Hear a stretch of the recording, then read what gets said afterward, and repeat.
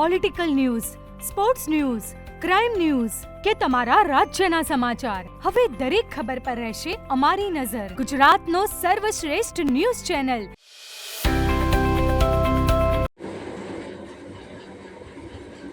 હારીજમાં 2 દિવસ પહેલા થયેલા લૂંટનો ભેદ હારીજ પોલીસે ગણતરીના કલાકોમાં ઉકેલ્યો છે. વેપારીના જુપિટરને ઊભું રખાવી છરી બતાવી અજાણ્યા ઇસમોએ ₹2,80,000ની લૂંટ ચલાવી હતી. પોલીસે એલસીબી, એસઓજી અને હારીજ પોલીસની અલગ-અલગ ટીમો કામે લગાવી હતી.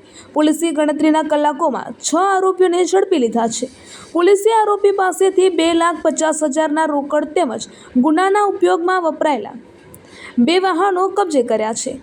ઘટનાને અંજામ આપવા માટે આરોપીઓએ ઘણા દિવસોથી રેકી કરી હોવાની કબૂલાત કરી છે.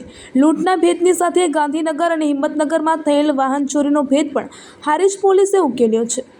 આરોપીઓની પૂછપરછમાં આ તમામ આરોપીઓ ઉજ્જૈનના હોવાનું સામે આવ્યું છે.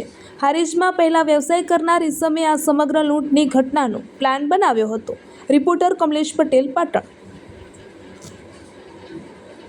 આ ગુનાની ટૂંક હકીકતની વાત કરીએ તો તારીખ 20/4/2026ના રોજ હારીજ ટાઉન વિસ્તારમાં હારીજ ટાઉનના જે આ કામના ફરિયાદી છે જયંતિલાલ ભુરાલાલ ઠક્કર કે જે તે હારીજ બજારમાં ભાવેશ ટ્રેડિંગ નામની પોતાની કરિયાણાની દુકાન ચલાવે છે, એ રાત્રિના આશરે 9 વાગે પોતાની દુકાન બંધ કરીને જે વકરાના પૈસા છે એને થેલીમાં લઈને પોતાના 2 વ્હીલર ઉપર જ્યારે જઈ રહ્યા હતા ત્યારે અચાનક જ 2 વ્હીલર ઉપર 2 અજાણ્યા ઇસમોએ એમને આથરીને છરી બતાવીને જે આ વકરાના પૈસા હતા એને લૂંટીને ત્યાંથી તાત્કાલિક ફરાર થઈ ગયા હતા.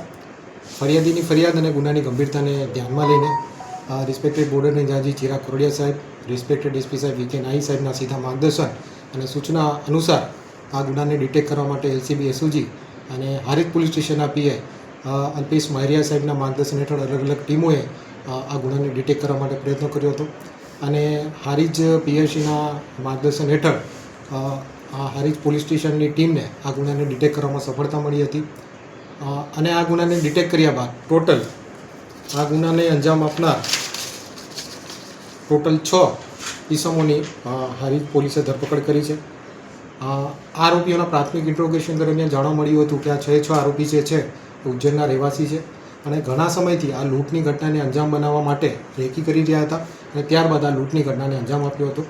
આરોપીઓ પાસેથી આ લૂંટમાં જે રકમ ગયેલી છે એમાંથી ₹2,50,000ની રિકવરી પણ થયેલી છે. આરોપીના સર્ચ એન્ડ સીઝર દરમિયાન અમને 2 વ્હીકલ પણ આરોપી પાસેથી સીઝ કરવામાં સફળતા મળી છે અને આ વ્હીકલની તપાસ દરમિયાન જાણવા મળેલું હતું કે આ વ્હીકલ છે એ એમણે હિંમતનગર અને ગાંધીનગર ખાતેથી ચોરીને ત્યારબાદ આ ગુનામાં વાપરેલા હતા. તો આ સાથે આ જે લૂંટના ગુનાને ડિટેક્ટ કર્યો છે એ સાથે આ જે 2 અનડિટેક્ટેડ વાહન ચોરી હતી એને પણ ડિટેક્ટ કરવામાં પાટણ પોલીસને સફળતા. મુખ્ય સૂત્રધાર કોણ હતો સાહેબ આ લૂંટમાં? આ ગુનાની જ્યારે પ્રાથમિક ઇન્ટ્રોગેશન કર્યું હતું ત્યારે જાણવા મળ્યું હતું કે આ ગુનામાં મુખ્ય સૂત્રધાર દીપક કુમાર સિંધી હતા. તે હાલ વિસનગરના રહેવાસી છે અને મૂળ ઉજ્જૈનના છે.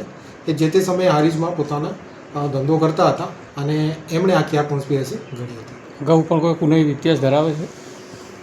એ અત્યારે ડેટા